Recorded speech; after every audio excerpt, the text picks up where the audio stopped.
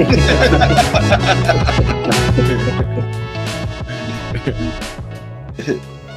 right, welcome everybody to Now That's Debatable. Got a new episode coming at you now, featuring two special guests. We got Tyrell and we got Uncommonterry on with us. Before we get kicked off, I'm actually gonna pass it over to Tyrell to give a plug to Relic Media, who's been so kind to take us under their wing. I'm gonna get our faces up on the screen. I'm not using my face, not for any other reason than my computer doesn't handle it well when there's a whole bunch of guests and me streaming my video. But gonna kick it off, and then we'll get intro to the episode and get this thing started. All right, so welcome everybody. Welcome to this. We're doing a mashup episode of the Now That's Debatable podcast and the Quotes and Mirrors podcast, both under Relic Media. Subscribe to Relic Media, because if you don't, then you'll go to hell. If pretty serious threat. Such a place. Serious threat.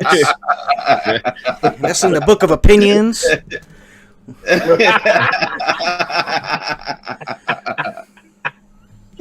See, that was my lead in. That was my lead into the topic tonight.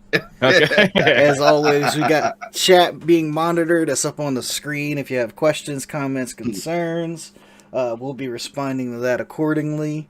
But yeah, a little bit of a mashup episode where the two guests actually host their own podcast called Quotes and Mirrors, where they kind of break down, dissect, and kind of give feedback on quotes. And then, of course, our show, which is dedicated to debate and free thinking and free thought. So I thought we'd kind of mash that up with a quote. And the quote we're taking on is God perfect? Is that correct? Yep. So we're going to argue about a quote. Hold on. Is it a question or is it a declaration? Which one is going on? Is it God is perfect, or is God perfect? Well, it's probably who you're asking. Well, obviously, to be perfect, you have to exist. So I'm gonna. And the debate.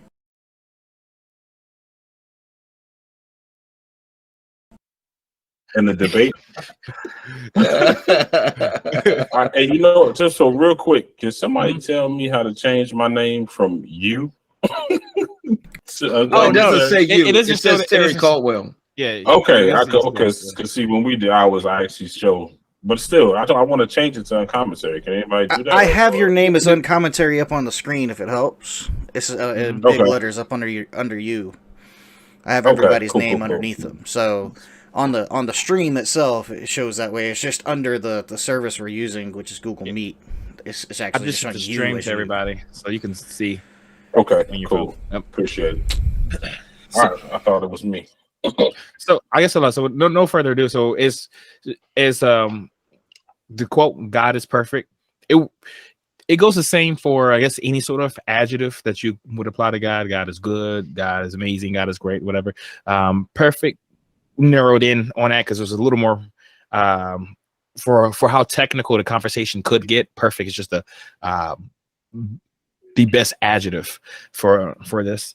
So the problem is that I have is when people say, you hear a lot of Christians, they'll say something like God is perfect, right? And it sounds like at least they believe that they're saying something like profound or something deep, or at least something that has some sort of meaning to it. But when you get down to it, to me, it's just tautological. Because when I get into the discussions like this, I ask, like, what is the standard for perfection? And they'll say it is God himself. If that's the case, then all you're doing is just stating the law of identity, which is like the first law of logic, right? A equals A, right? A thing is what it is. So if I am my own standard of measure, then I am perfect.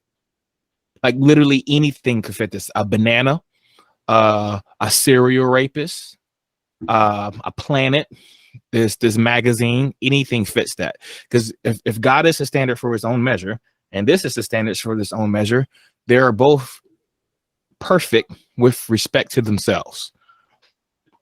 So then, what is the question? So I guess the question is like, what exactly do we mean when we say God is perfect? Is it just a tautology? Is it just a what? I knew you was gonna do this. I didn't read all my books on ology. Yeah. Okay. Tautology. So are you just saying the same thing over? Are you just saying the same thing twice? Because like, so if God is his so like when we talk about like when we say that God is perfect and we say like, okay, what is perfection? Like God is the measure of perfection. Okay. So you're just saying God is God. If God is his own standard for perfection. So I'll tell you this, for me. Hold on. So what you're saying is that there is no adjective that applies to God. If God is just God. He's all encompassing, all powerful. So no specific adjective need be applied. We can just say God is God. Is that what you're saying? For instance, let's look at it this way. It may help. When you say you have a perfect circle, you mean one that when you look at it doesn't have like wavy lines and, you know, it's complete. It doesn't have like weird angles in it, because obviously that wouldn't define what a circle is, right? So we could say a circle compasses 360 degrees and it is perfectly round all around the edge, and you could take a point in the center of the circle and it would be equidistant to all points outside of the circle. So when you say God is perfect, what are you saying? Because you'd have to be referencing some sort of external standard. If you're not, then it's just a law of identity. Well, okay, but again, so if you're referencing some external standard, what is that? What is determining, or should I say, what empowers that external standard to be that external standard? Well, for me, the external standard is subjective. It just depends on whatever you want. So, like for instance, let's say like let's say I want a board that is 12 inches, right? Mm-hmm. If the board is exactly 12 inches, then it is perfect, because that is what I desire. If it's 11 inches, it's too short. If it's 13 inches, then it's too long, right? Unless you want it to be 11 or 13 inches. If I want it, exactly. If I wanted to be perfect. Yes, if I wanted to be 11 inches and then it's exactly 11 inches, then it is perfect. That has meaning, right? Because we're applying it to a external standard. If you say the board is its own standard, then whatever length it is perfect. That is literally what they're doing with God. So, but I mean, I'm sorry. Go ahead. My bad. Oh, I was going to say. So this is why, like you Christians can get away with saying stuff like, even when God does like really like evil or immoral stuff in the Bible, he's good regardless. He can like murder a bunch of people and drown babies and all that kind of stuff, but he's still good and he's still perfectly good because he's the standard of his own measure. Okay, but hold on a second. So when you use the examples of drowning babies and these things that obviously come within context. Mind you, I'm not condoning drowning babies, but I'm just saying allowing certain accidents maybe that would happen that would involve the death of a child or something along those lines, right? Sure. So how does that contradict perfection, right? Because like, and then also if you're going to basically like we talked about the board, if you want a 12-inch board, if it's 12 inches and that's what you desire, then it's perfect. Yeah. But 12 inches is an external standard. So okay, but I'm saying like, okay, let me take it off of a tangible situation. Your wife is perfect for you. Is she not? I mean, sure. I mean, I guess really close. I mean, I'll bring it home. I don't know what exactly you mean. Okay. I'll bring it home. My wife is perfect for me. Okay. Is she perfect by a general standard? Is her perfection established by an external situation? Mm-hmm. If I'm that external situation, yes, but we're inside of this marriage. So she's perfect for me, right? Because she's everything that I want her to be. Sure. Right. So she doesn't have to be universal standard or perfect. It doesn't have to be somebody on the outside looking in to see that it's perfect. It's not whether or not it's universal, whether or not it's external. Right, because you had something in when you were looking for your wife, you had something in mind. that you wanted, right? And so she perfectly embodies that. So you had a standard, and she embodies that standard, right? All right. Hold on. I can't let you go forward on that only because she exceeds that standard. Okay, sure. She exceeds the standard. I'm not trying to do a brownie point. I'm telling you that, you know, okay. when I met wifey, she ended up being more than I knew that I wanted. Okay, sure. Okay, sure. Okay, but like, let's say like I were to change her properties, right, and then make her a liar or untrustworthy, or and take away her intelligence, right? So now you would say, or do something to her personality where now you're incompatible, right? Now she's not perfect for you, right? What we do with God is says whatever He is, He's perfect. Well, see though, now see when you say that, right? Because she's perfect for me, and she is all that I desire, right? Yeah. She's ever growing. She's ever evolving. Mm-hmm. I'm in a constant state of learning who she is, how she is, and so that scale is steadily sliding to encompass more and more. So she's not the same person that she was when I met her in 2004. Of course. But she's still perfect, and her flaws, she's perfect even more so in the fact that her flaws push me to be what she needs me to be when she can't be that.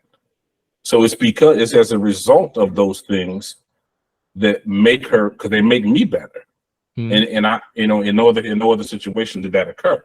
Right. So in reference to God, I think as far as saying God is perfect, first of all, in my opinion, I'm going to have to preface things with that. Right. So believing in God, I need to know.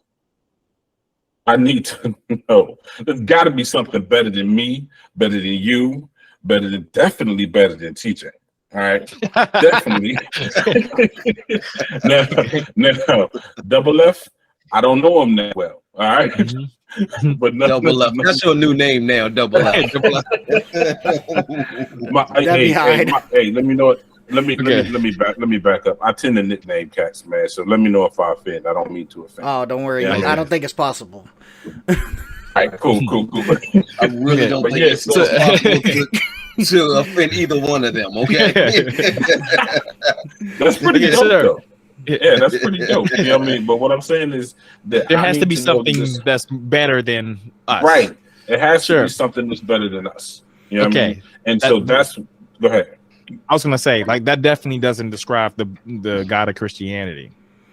Like, if I was I'm raising a child now. If she was to become anything remotely close to the God I see in the Bible, like, I'd be pretty disappointed. I might be devastated if I saw that she was like obsessed with self-worship, that she had a proclivity towards genocide, and that she was sexist and allowed slavery, stuff like that. Like, to me, these wouldn't be things that I'd be proud of.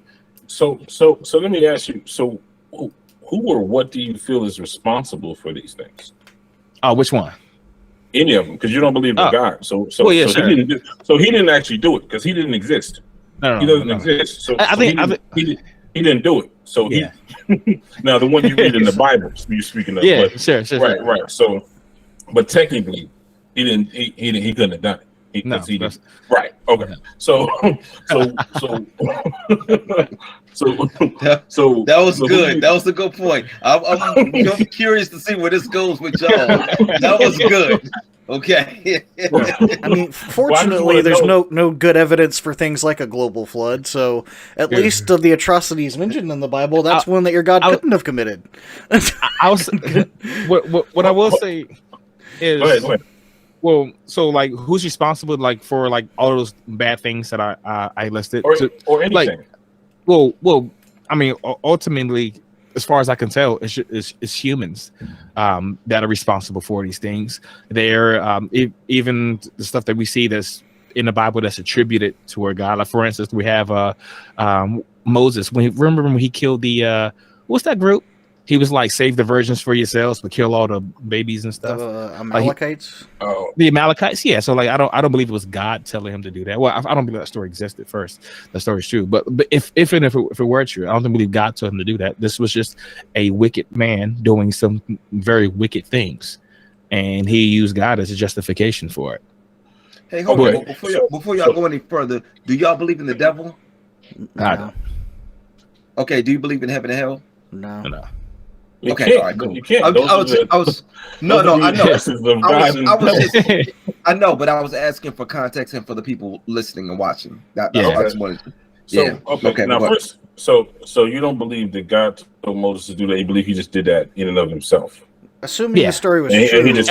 I don't believe that story. Yeah, I don't believe that story. But if it were, let's grant the story's true. Yeah, I don't. No good person. But we can't grant the story true, because then that would mean that you just defended God, because Moses said that God told him to do it, but you said I don't believe God. Assuming the outcome of the story is true. Yes, like the actual.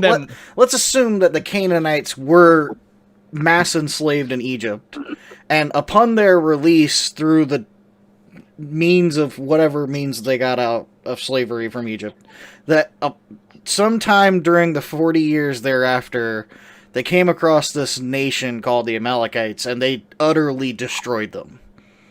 Assuming that part is true. What I would say, and I think what he was saying would be that, essentially, there doesn't have to be a God involved for you to say that God commanded that. We're just saying that, like, essentially, if that story were true, and it was told as, and Moses told the people of Israel that were the, etc.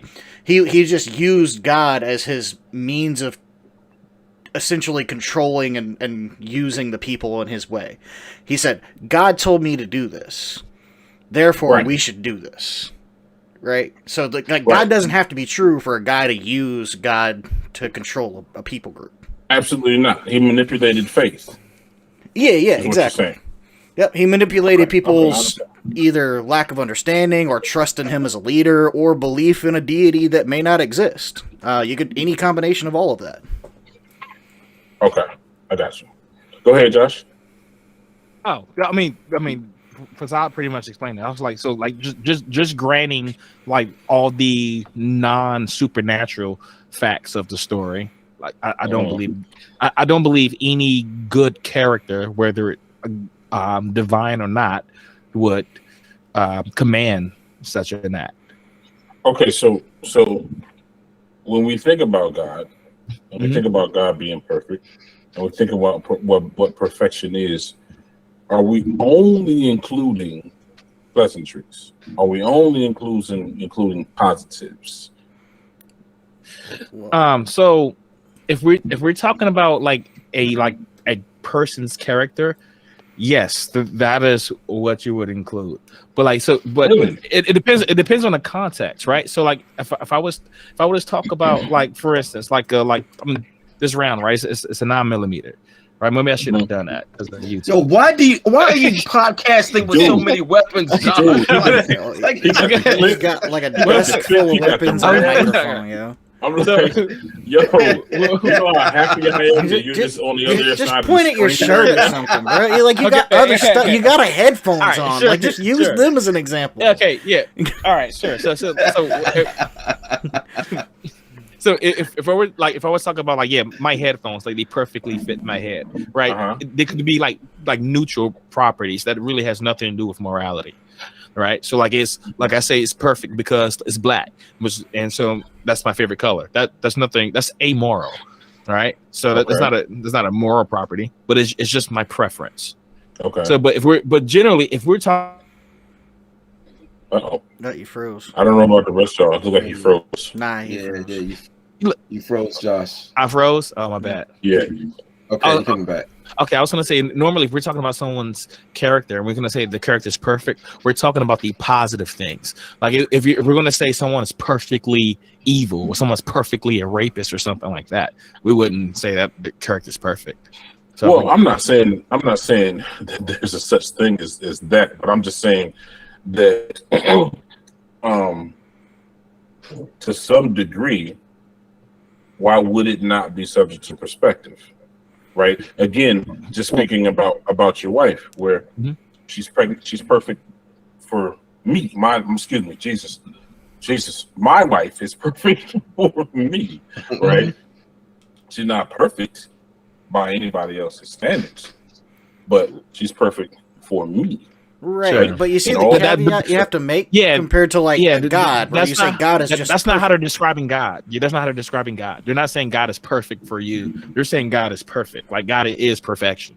Like this is sort of it's just sort Completely of immutable without flaws. Yes, this is sort of immutable property of his character. And I was like, Right, but I wouldn't consider that perfect if you go around murdering and drowning children and commanding rape and slavery and stuff. But if you're gonna say that is perfect is whatever God is, then you're just describing the law of identity. That's all it is. So for me, I'm gonna tell you something. So for me, I'm somewhere in between y'all and Terry. Because I am definitely a believer in God. I believe in God 100%. But I also, everything that you all are saying, it makes sense to me. It 100% makes sense to me. I've had conversations with people who are atheists, and they have made it very clear. They're like, listen, I don't understand how a God who is supposed to be perfect, supposed to be all loving, I don't understand how this particular God can allow all of these bad things to happen to people and to children and to, it just doesn't make sense. If he's supposed to be perfect, how all of these imperfect things happening? Hold on, but how do you explain free will?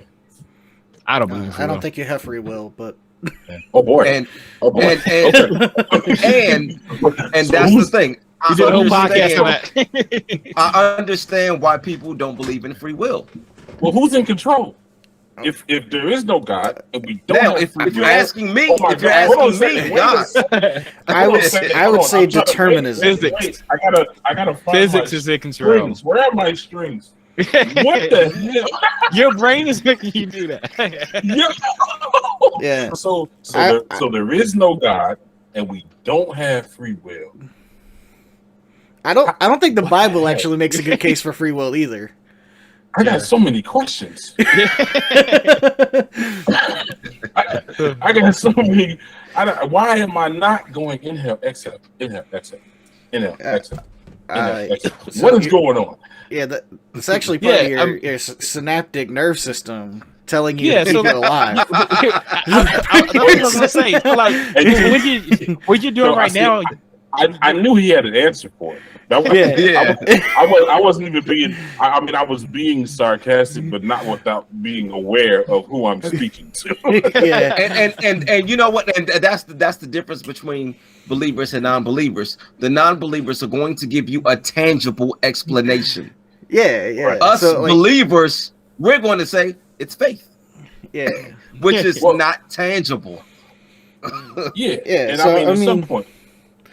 Go ahead.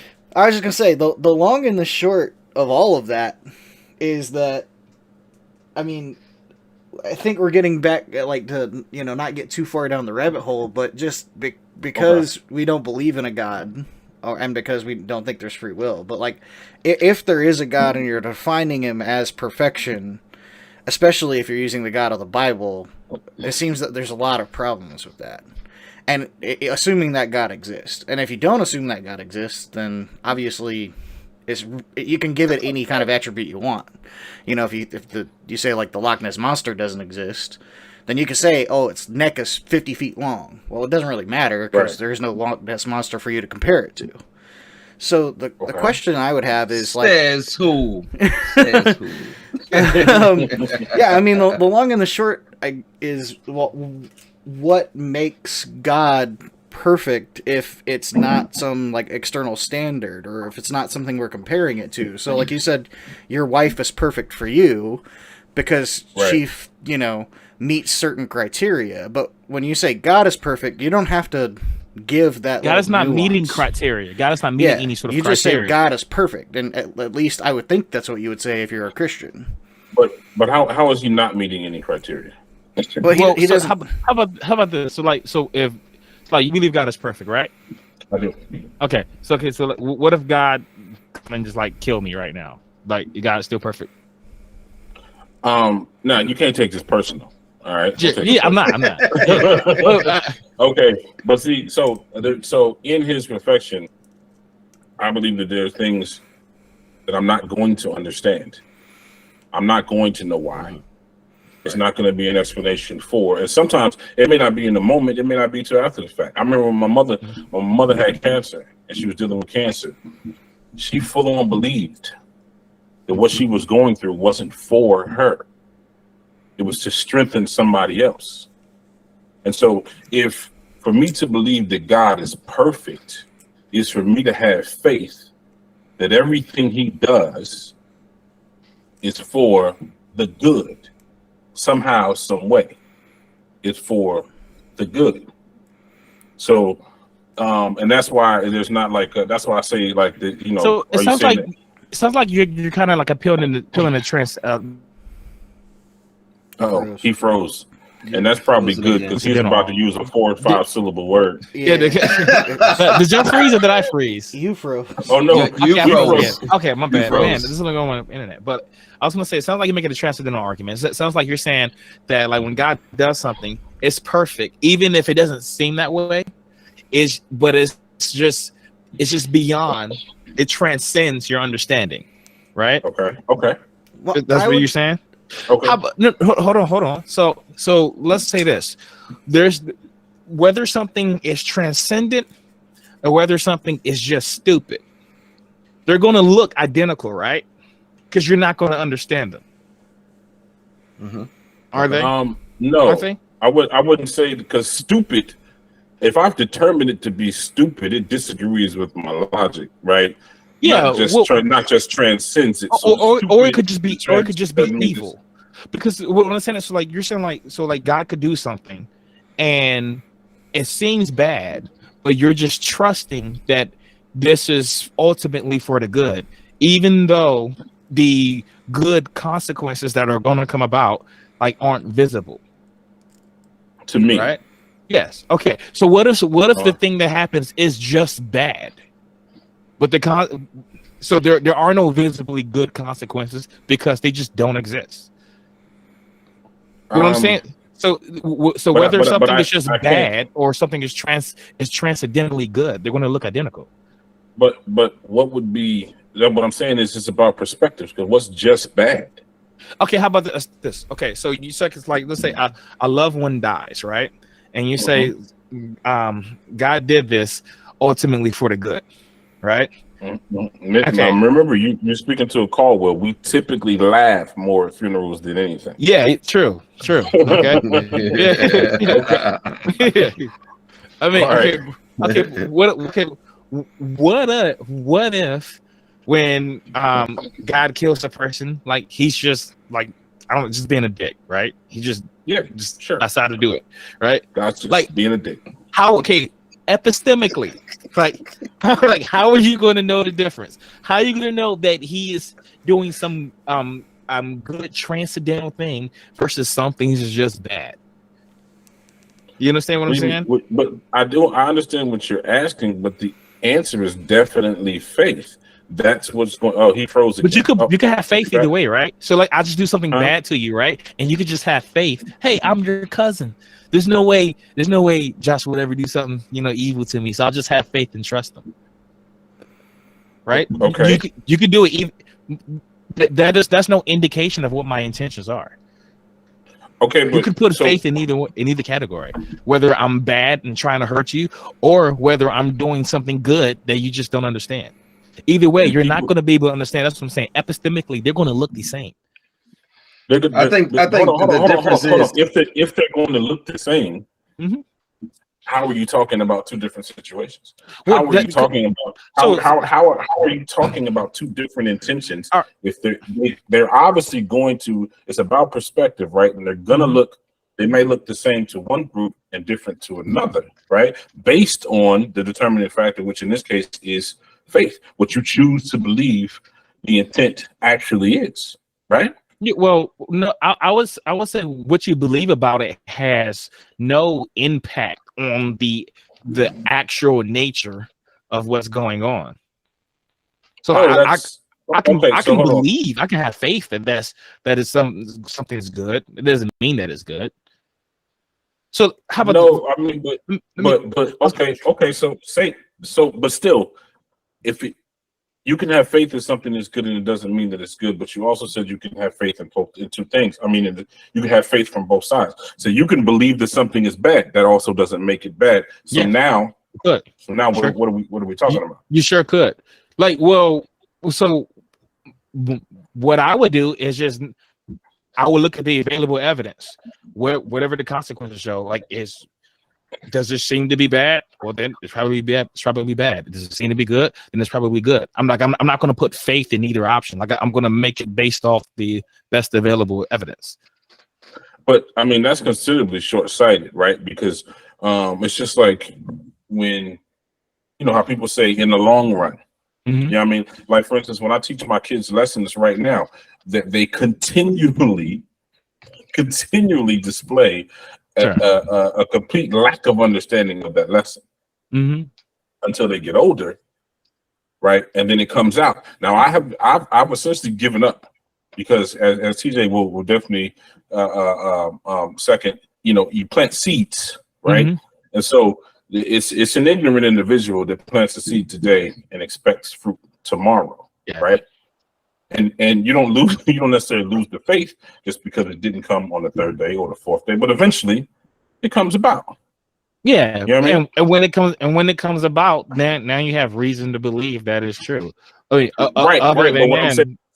But I'm saying you're saying that the evidence that you have at hand, that you have available, but if that situation is continually, if that's constantly evolving, and you can change, you can update, right? So just like we're playing football, I'm running to the right, you think I'm going that direction, and then I juke and go to the left. Okay, now you think I'm going to the left. Like you continuously update on the best available information, but you don't make up stuff. You don't say, even though there's no evidence for this, I'm going to believe it anyway. Well, see, understand that using the same example that you just gave, where you're going to the right and then you're going to juke to the left. As a defensive player, what I need to be aware of is the fact that you're on the field. Yeah. Not that you're right in front of me. Yes. Not you're directly to my right, or not you're directly to my left. But as long as you're on the field, I need to be agile enough with the expectation that this is the game. Yeah, that's part of it. That's part of it as well. You coming in there with the knowledge that there's a possibility that I could juke you, right? Okay, you're coming, right? Yeah, but you don't. You already have evidence that that's a thing, because people juke people in football. That's the thing. But if there's no evidence, if you have a option, like you wouldn't consider a possibility that you have no evidence for. Like, like if he gets the ball and he's running towards the goal, you probably wouldn't expect him to pull a super soaker out and start spraying the field full of spray paint. Or run into another dimension, right? yeah, just random stuff happening. Yeah, that's what I'm saying. It's like you're appealing to things that we have good reason to believe that would happen. So I think we're getting real way into the weeds here. I thought so as well. I tried to draw you back 10 minutes ago because you were going way off the end. Yeah, we're going way up. Okay, so let's. Okay, so who's we? All right, it was me. All right, cool. All right, so I'll give you an example. So last week we talked about, we did an episode on the Bible and civil rights, and our guest was defending some really bad things in the Bible, in my opinion. So he talked about we talked about the slavery, and the Bible is pretty clear. It allows chattel slavery, a type of slavery that we saw in the United States and in the 19th century. Can I take a moment to just interject and just say that your last guest was an absolute asshole? I'm sorry. You can okay. Okay. All right. So anyway, that's debatable. Sure. No, it's not. Trust me. Sure. So we have the God of the Bible allowing slavery, right? And so some people will look at this passage and say that reason God is allowing slavery is because he has this extra knowledge. He has this wisdom that far surpasses ours, and we can't understand it. And so it looks bad to us, but there is a good that is just beyond our head, right? That's one scenario. And there's another scenario where there's a God who's allowing slavery because he just has bad intentions, right? Okay, so hold on, for the people, go ahead. Are we not talking about the existence of free will in the midst of these two situations? No, so free will is totally irrelevant to the point I was going to make. Okay, shoot. So what this is just about it, just as sheer epistemology, right? Mm-hmm. So you have people. So you have Group A. God allows slavery, but God has some transcendent, benevolent purpose that people just don't understand. And so to them, it looks evil, but the good is just beyond them. It's beyond their understanding. And then you have the Group B. The God is actually evil. Or at least that he's allowing an evil act. Yes, right. And there is no transcendent good, right? So in either group, they do not have access to this benevolent information. In Group A, it's just over their head. In Group B, it just don't exist. How do you know which group you're in? What do you mean, Heidi? By the gave distinguishing characteristics. Let's say I told you you're in a group. You have a group. There's two guys in two different worlds, right? Group A is a good God who is he's allowing slavery for a benevolent purpose that is beyond the people's understanding. And then Group B is in a world where the God is just evil and is allowing slavery. Okay. So from their perspective, it looks identical. That's what I'm saying. So like, let's say, I guess that's not what I'm understanding. How you're giving the distinguishing characteristics? How do they look identical? How about this? Okay, so I'm going to put you in one of the groups, right? Now you can ask me a question to figure out which group you're in. I've already determined which group you're in, and ask me some questions so you can know which group you're in. I'm not even sure how to formulate that question because. So what are you assuming my belief is? Well, I want to know how you distinguish the good God from the evil God.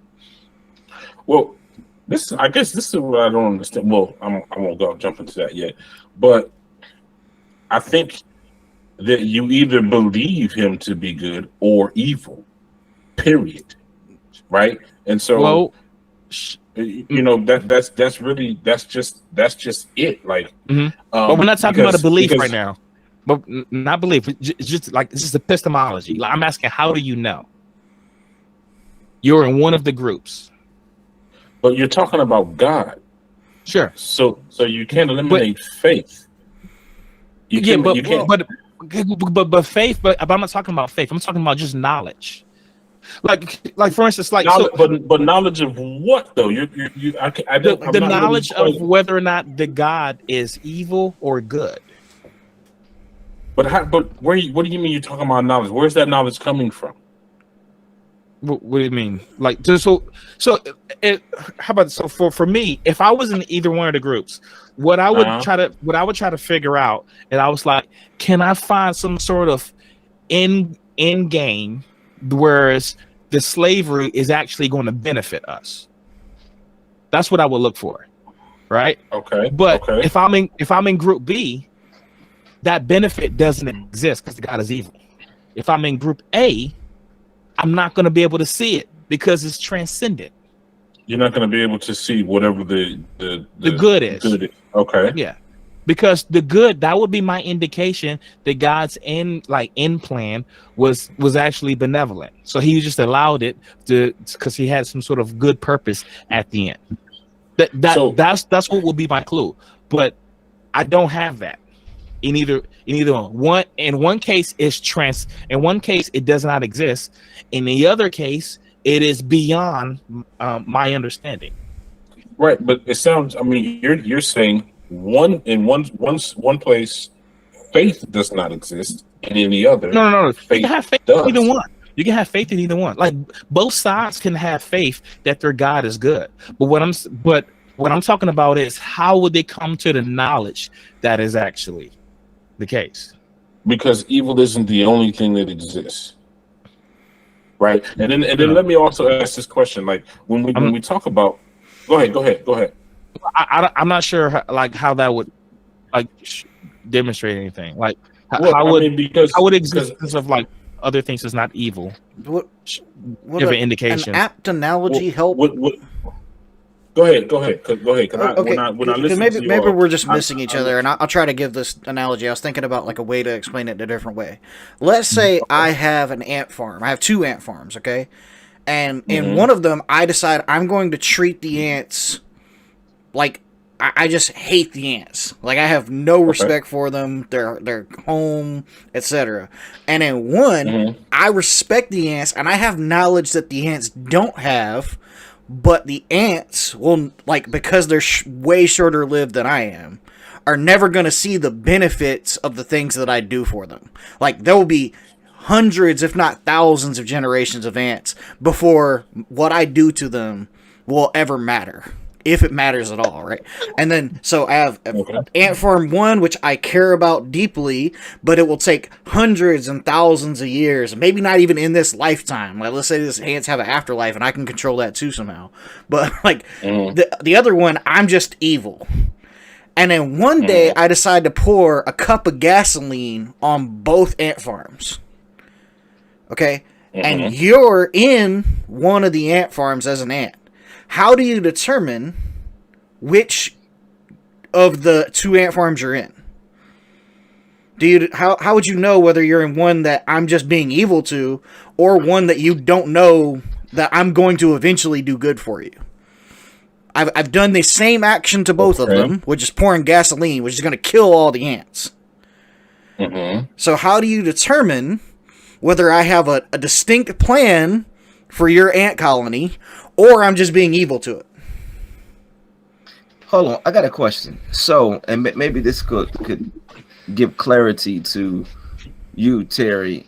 I mean, Uncommonterry. In answering that question, are you all saying that if there is a God, that he is not perfect, and that there is some evil in him, and that sometimes he does good things and then sometimes he does evil things? That's not necessarily what I'm saying, or the metaphor I'm trying to set up. What I think, at least if I were wagering where both he and I are going, is that there's no way, if God's ways are so transcendent of our own, there's no way for us to determine whether God is good with a plan for the future, or God is evil with no plan for the future, if the actions are the same in the present.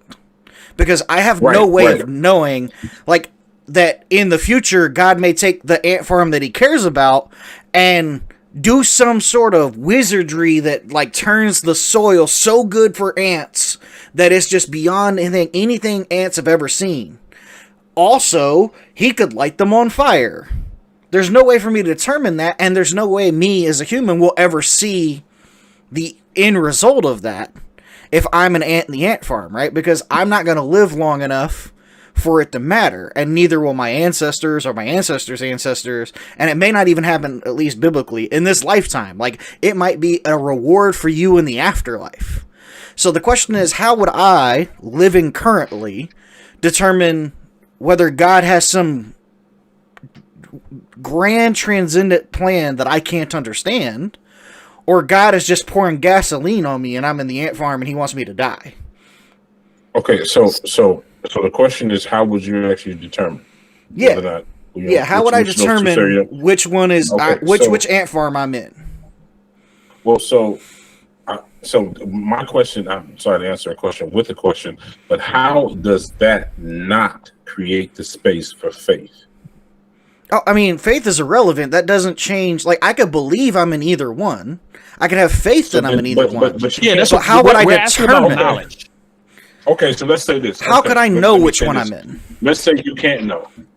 So you can't know. What? Okay. So that then, seems to be the case. Like No. Right. So you can't know.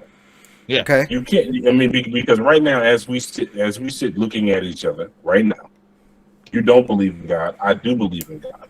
Which one of us knows that the other is not, or which one of us knows that we're right? Right. So Well, the question ultimately becomes like, what do you do about it? I was Because looking for a if you show of hands. well, what? Go ahead. I'm sorry. Yeah, the question becomes And the like fact more is, everybody could have raised their hand. yeah. I mean, I don't see. Yeah. Well, I don't see how you could know. You could believe. But you Right, but wouldn't have any knowledge. okay. So let me ask this question: why do you need to know? Well, for What are you instance, going to do with that knowledge? If he's the God of the Bible, like who's like this homophobic, self-absorbed, despot who's going to torture me forever if I don't believe the right things, then hold on. I think it's important for me to know, right? Okay, so the Bible, from cover to cover, is a book of tragedies. Well, alone, no. tragedies. Nothing positive has occurred. No, I don't believe that at all. No reason to give praise, to give glory. Nothing No. Okay, well then I'm not gonna say one question. Well, I'm not gonna say it's not trash. I'm not gonna say it's not trash, but I'm saying, but like it's so like whether or not it's important to know if the God exists, it depends on the properties, the characteristics of the God. Is the God going to torture you for not knowing that He exists? If so, then I would say it's very important to know. Like if He just doesn't care, He just treats. But how are you going to know? Well, I don't. Well, he could show up. You're not gonna know. He could show up. If He's God, if He's all powerful, He could give you the knowledge to know. But he could also choose not to for the purpose of you establishing faith and maintaining faith, right? So, and then also this is just curious too. Why when we say if there is God is perfect, then why does He allow babies to? Why does it have to be such an extreme? Why can't it simply be? Why does He make the speed limit 65? I don't even say like allow it. So I don't even say like allow it, right? Because like so it's one thing, like there's one thing to allow. I mean, it would contradict God being perfectly good and omnipotent, but that's not what was going on. Like there are several instances in the Bible I can show you where God is telling people to do something that is just gross, like killing entire groups of people, saving the virgins for themselves. I wonder why they want those. Could I be rape? It sounds like it. It sounds like we're talking about rape here. So I mean, like it's all in there.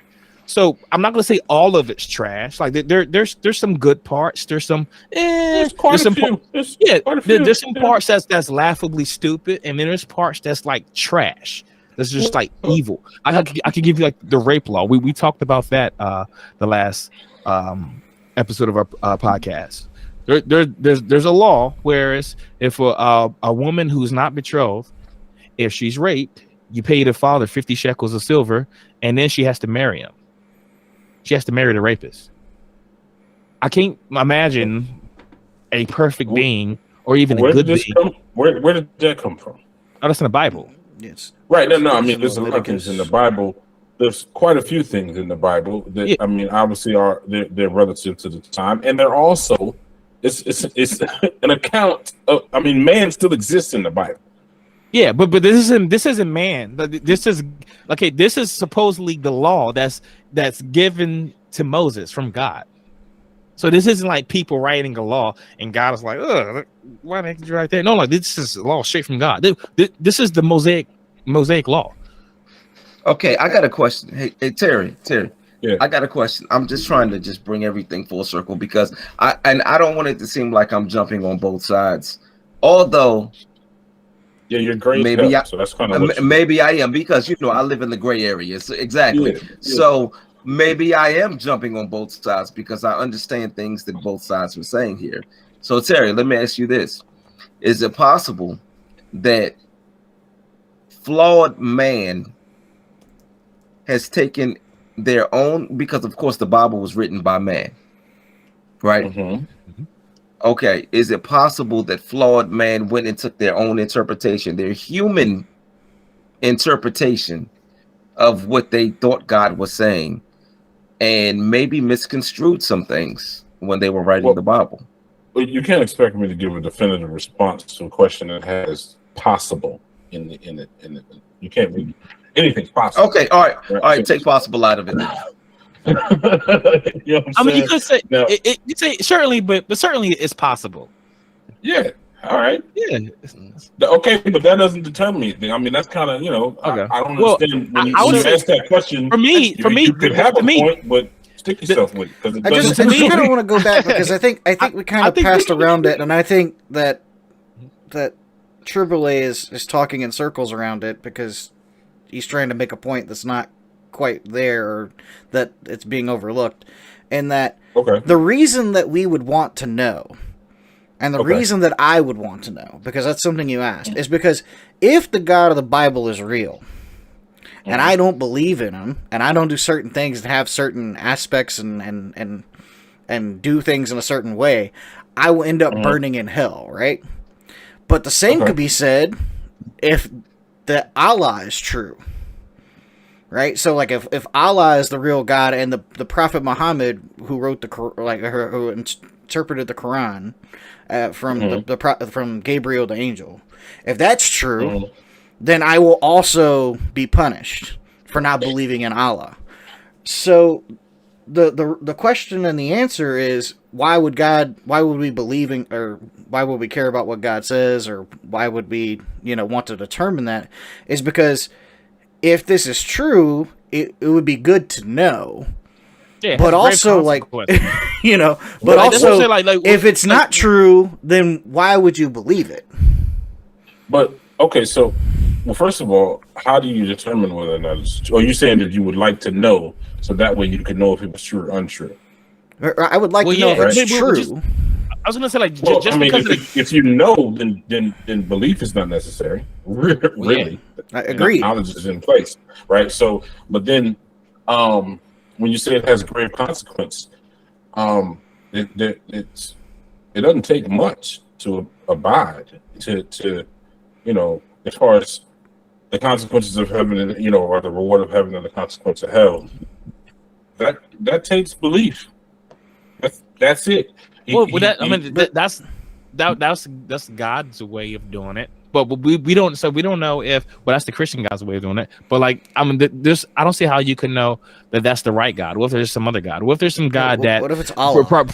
What if the God that prioritizes reason, and all the skeptics get to go to heaven, and all the people that believe unwarranted propositions go to hell? Right. Well, so let me ask this. Let me just ask, how substantial would it be for you to base your existence on the question of what if? I mean, everything I do is what if. Yeah, I would say that if, depending on what the what if is. So to go back to, how important is it to know that, what if a God exists? Well, the importance is going to vary depending on the characteristics of that God. If it's a God that's just going to, he doesn't care what people do, he just goes on about his business, you die, that's the end of it, then, there's really no reason for you to know. I mean, at that point, it's just a matter of intellectual curiosity. But wouldn't the importance actually be on what those characteristics of that God mean to the individual? Well, in an instance in which he's doesn't care, it doesn't matter. For instance, if you believe in a deist kind of a God, right? You just think a God exists that created the universe, right? And then stepped away and let things run as they are. Well, it doesn't really matter how you live if you don't think God is interjecting or is going to have anything to do with you in any way, shape, or form after the initial creation of the universe. Whether he actually exists or not doesn't really matter to you, because the universe exists and you exist, so here you are, and when you die, that's just the end of it. So be it. But if the Christian God exists, for instance, like what if the Christian God exists? Well, then it'd be really, really important to know, because not only does it matter about this life, apparently there's an afterlife that you get judged on too. But what if that it's would only matter Allah? to Christians? No, that matters to everyone. It matters. That's true. Hold on. They get to go to heaven.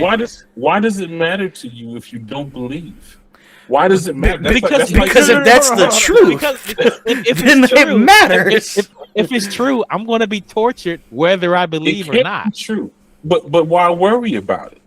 Right? Because the consequence. Okay, hold on.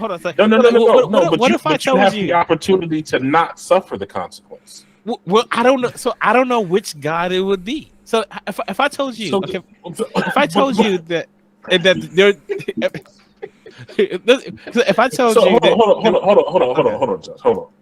Right. If the situation is that there is a slim chance that I can wake up in hell or wake up in heaven, and I have the resource to tilt the outcome one way or the other, why would I not tilt it towards heaven? What's this resource? Here's no. So the Bible. Okay, but that's assuming that the Bible's true, right? That's what you're doing, because this is what you're doing. You're saying like, so there's like a 50-50 chance, right? So like if the God is real, you're saying if God is real, like you pretty much you get to go to heaven, you lose nothing, right? If God isn't real, then that's it. You just live the good life. There's nothing else to worry about. Done. Right? Win-win. Okay, what if that's not the God? What if the God is different? What if the God values skepticism, and he wants you to believe things based on available evidence, and he punishes religious people?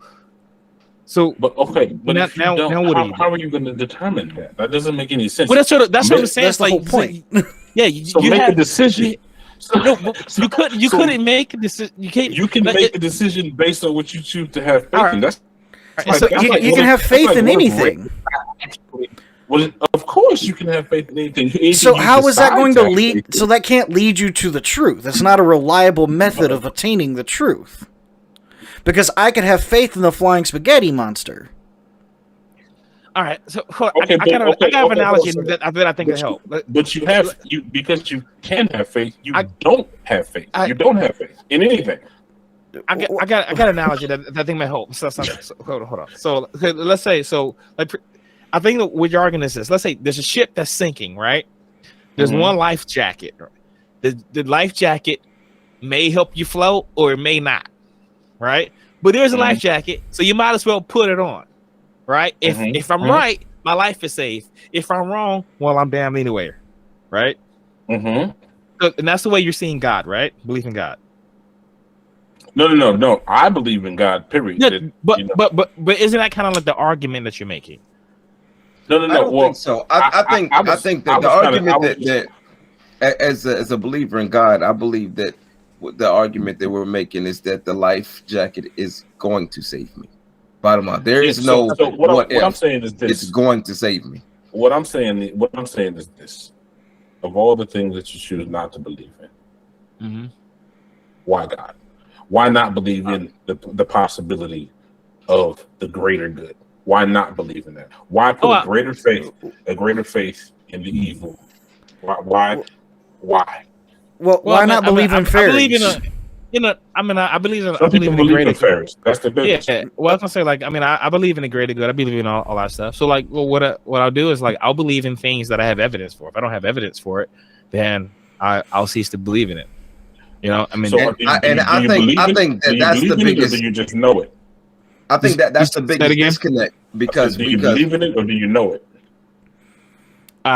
So it depends what we're talking about. There's some things that I'll believe in. There's some things that I know.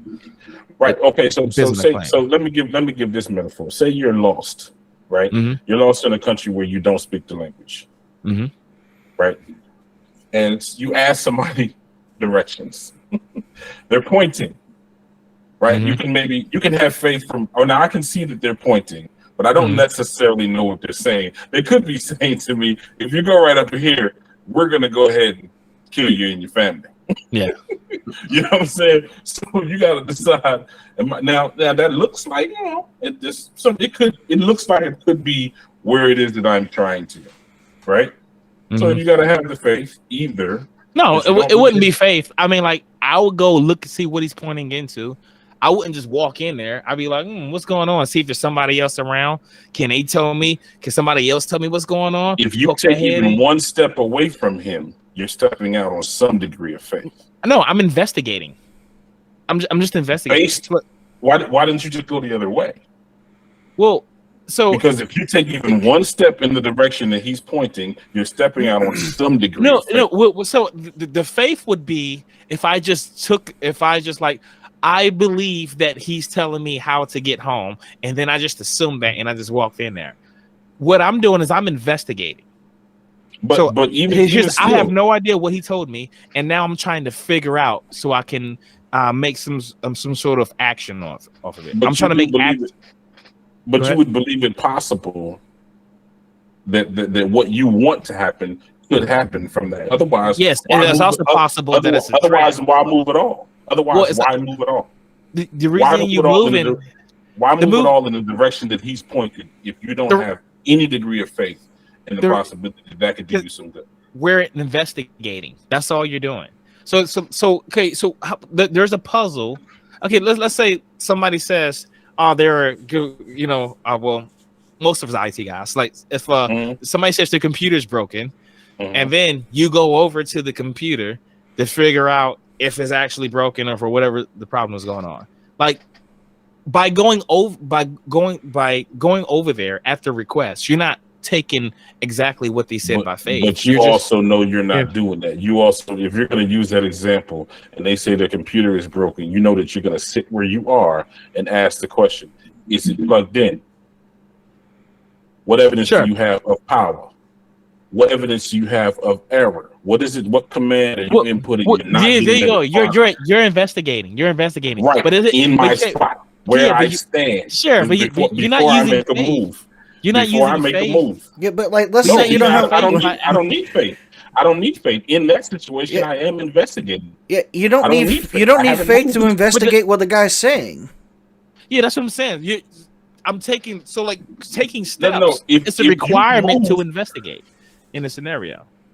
If you moved in at all in the direction that he's pointing, there is some degree of faith. I think that's just totally arbitrary. Why? Because why is taking a step? Why is moving in this scenario an act of faith, but in the IT scenario asking questions isn't? Like they're both just investigating. Understand what I'm saying? If you're moving in the direction that he's pointed, I didn't say just movement at all. If you're moving in the direction that he's pointing, you can go in any direction you choose to go into. But if you're moving in the direction that he's pointed, there's some degree of faith. But how else would you investigate? What if you investigate? Let me ask you this. Let me take that same scenario. Right. Hold on. Hey. You can tell me to make a right. If I choose to make 3 lefts, I'll end up in the same space, but I haven't gone the way that you pointed. Let me go this way because I think it will help.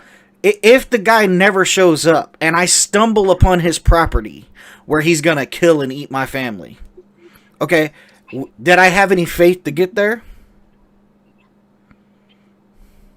You're essentially asking me if this scenario was different than the one I stated? I'm asking because you said like the movement is what's causing this faith. The movement in that direction. Not just the movement. Yeah, the movement in the direction that he has. Okay, but if I just wander that way, did it take faith to get there? No. So what I did was I took the evidence of another human life pointing in a direction, which is the only sign that is human in my lost in the woods scenario, and then I decided to investigate that. How is that faith? If I saw a sign pointing a direction that said something that I didn't know how to read, it's not me taking faith on the sign that at the end of it is my ride home. It's me investigating if there is something in the direction of the sign. So you're saying it's pure coincidence that I just happen to need to go in that direction, and this direction is pointing that way. No. So No, here we go. it doesn't. This isn't anything to do with like coincidence. Because Well, what are we saying? okay, so how about this? Like, so you're in a foreign country, and you ask them, you're trying to figure out how to get home, and a guy tells you something. He could be lying. He tells you to go. He could tell you to go this way. He could be lying, or he could be telling the truth. So what I would do is, I'm not going to make any judgment about his honesty whatsoever. What I'll do is I'll investigate. I was like, he could be lying, he could be telling the truth. I don't know. So I walk this direction to see if it will lead me home. Until I get home, I'm not going to believe the claim. I'm not going to believe his lying either way. Understood. So that's what I'm saying. So why not walk in another direction?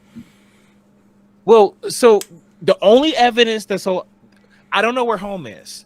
The only evidence that I have is that somebody pointed me this direction. So that's the only actionable intel that I have, right? Okay. It's not particularly good intel, but it's all you have. So since that's the only actionable intel, that's the direction that you would investigate. It is the only evidence, but it's not the only choice. You can completely. It's not the only choice, but it's completely ignore it altogether. You could. You could say, I don't understand the language. I don't trust it. Whatever the situation, I'll find another way altogether. Sure, but and if you were, by the way, and if you was telling the truth and you went the other way and you ended up dying, then what you did was you missed an opportunity to investigate what would turn out to be the truth. Okay. Now, that being said, why not live for God? Because I don't have good evidence that a God exists. Well, I was gonna say like which one? Like I was was kind of evil, man. I mean, but again, I can't worship baby killers, man. I can't worship baby killers. That's not. I don't even have good evidence that baby killer exists. So that's where I would stand. Well, I mean, hold on. Let's go back. I want to go back. Okay. So I got a question for you, Triboulet and Fantastic Facade. I got a question for both of you. Actually, I have two questions. One, was there ever a time that you believed in God? And two, if so, what made you stop believing? So for me, it was definitely a time I believed in God. I mean, it was like indoctrinated into it, right? I already knew that answer to you. Right. Okay. All right. So what I used to do is I used to take the Bible for its word. Like I would, if there was something that didn't make any sense to me, I would assume the Bible's telling the truth, and I just don't understand it for whatever reason. It's just beyond. It just transcends my wisdom, right? And so I got to a point where I stopped doing that. I was like, how do I know that this thing is transcendent and not actually just stupid or just immoral? They look the same. And so what I did was I decided to make decisions based on the available evidence. And so I was seeing stuff that I just thought was just outright immoral. Passage in particular was Romans 13 that says that all governments are good, right? Obviously that's not true. And so I once I tossed that out, I was like, okay, that part of the Bible is bad. And so I started reading more of it, and it was like within a week I wasn't a Christian anymore. So that's ultimately what happened. It was just this lack of ability to determine to a transcendent good from something that's bad. Gotcha. And it's a huge problem. I don't see how anybody could escape it, because if you're saying that the good is transcendent, like God has a benevolent purpose that just transcends human wisdom, then you are literally saying that there is no evidence of the good thing. Because if you had evidence of it, then it wouldn't be transcendent. You could just point to the evidence. Hold on a second. Mm-hmm. Let me be clear. You're saying there's no evidence of the good thing, but you talk as if there's no evidence of a good thing. Yeah, sure. So, like, I mean, that's not something that we ever have even touched on. Anything that God has done. let me opposite. let me be very specific. So let me be very Okay. specific. So let's talk. Okay, so let's talk about slavery, right? Mhm. So I looked at the slavery law, right? And so the way I used to see it was God had some ultimate good purpose of it, but the wisdom of this good purpose was just beyond me, right? It just went over my head. It went over everybody's head. And so the problem was, I'm looking at this. I'm like, is this wisdom beyond me, or is it non-existent? Either way, I don't have access to it.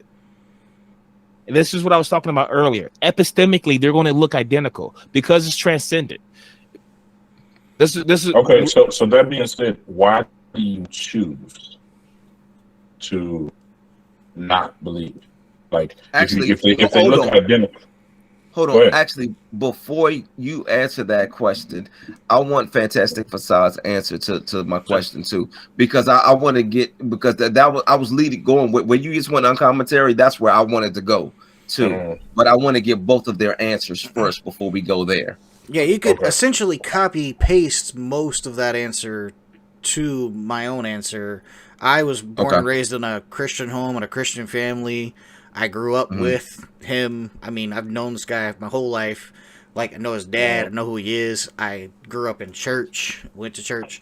My deconversion came about when I started running into, like, questions about things that happened in the Bible, questions about events and actions and circumstances in the Bible that I couldn't find answers to.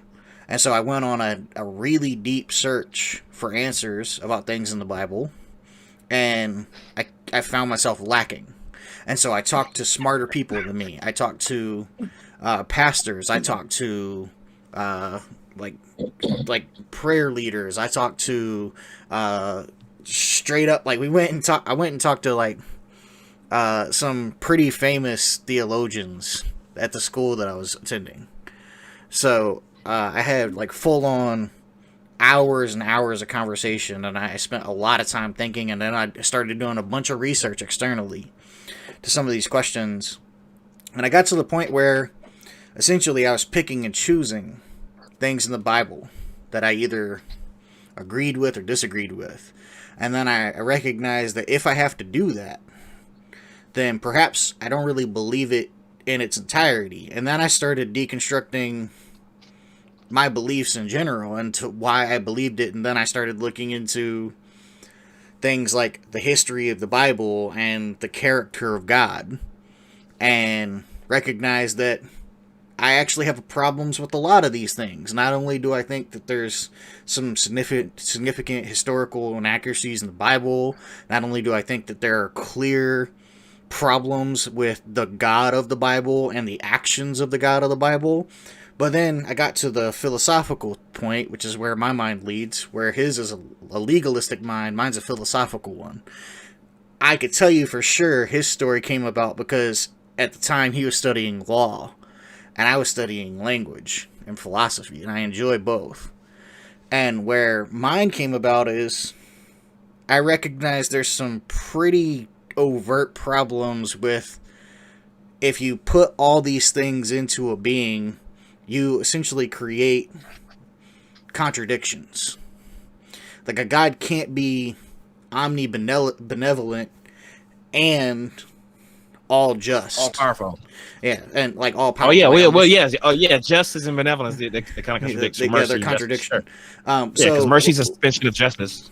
Yeah, so once I started doing this, I basically eradicated my belief in the Christian God, and then I kind of looked into world religion for a long time, and was just like, oh, well, there's not really good reason to believe in how most people define any God, especially when you start giving it omni-attributes. So I don't see good reason to believe in one. However, if you define God as something that I find reasonable and plausible and demonstrable, it might be worth reconsidering. But when you, especially because I'm very familiar with the God of the Bible, and I grew up a Christian, I would say it is extremely unlikely that God exists, And philosophically and historically, I could probably go toe-to-toe with the best of them. I think I know what your question was. You asked, like, why do we make a decision on it if there's no actionable intel, right? So you're saying, like, if we don't know either way, why do we decide to believe that God doesn't exist? Is that what everybody asked? You mean my question? Yeah. No, that was. That's what Terry was asking. I thought. Oh, okay. Yeah, that's what I can answer it really quick. So, like, that's not my view. Like, I don't believe in non-existence. Like, so, like, there's two possibilities, right? Either God exists or he doesn't, right? That's just a law of excluded middle, right? I lack a belief in that. Put a middle finger up. So I lack in a belief that that he exists. Back at you. Yeah. Yeah. So I'll be straightening those glasses in a minute. Yeah, I don't. I want to say I don't believe the claim that he exists, right? Okay. But that doesn't mean that I believe the claim that he doesn't exist either. So I'm not either one of those. Like, I'm just so atheism is just, do you believe in a God? If you say no, then you're an atheist. That doesn't mean that you don't believe he exists either. But like I'm perfectly fine with putting like God in the same category that I would put Santa Claus or fairies and leprechauns and stuff like that. So I'll say, hold on. So you're also not saying, you're not saying you believe in fairies and Santa Claus and leprechauns, but you're also not saying that you don't. Yeah. Like there's no way I could prove that it doesn't exist. I mean, God could be hiding it under a rock in another galaxy or something like that. Like, right, that makes perfect sense. Okay. Yeah. Mm-hmm. So Terry, Uncommonterry.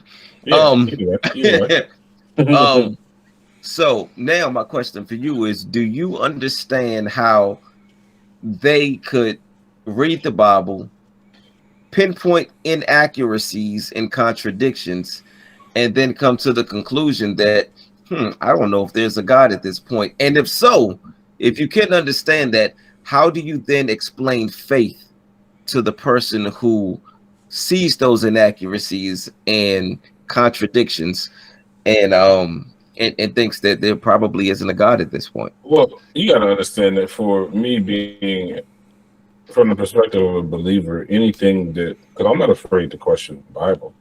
If I have a question, I ask a question. Mm-hmm. And by that nature, I'm now studying. Yeah, I mean, so I don't expect it to be that it's just something that can be, that you go ahead and take in and it just is what it is, right? So, do I understand their perspective immediately? Yeah, but not ultimately, because I believe that God is perfect. So there is going to come a space where I don't understand, so I'm going to just continue to ask the question. I don't know how this applies. Hold on. My bad. Not do you understand? Do you understand why they see it that way? Because I personally think that there are things in the Bible that are worth being questioned. There are things that to me seem like inaccuracies and contradictions. It does not shake my faith at all in God. But I do see the inaccuracies and the contradictions. So I understand when somebody looks at those things and they're like, well, if this God is supposed to be perfect, a contradiction and an inaccuracy is the opposite of perfect. I understand that. Okay, I mean, I guess I understand that. I understand the concept. I also understand the concept of opposites attract type of thing, kind of,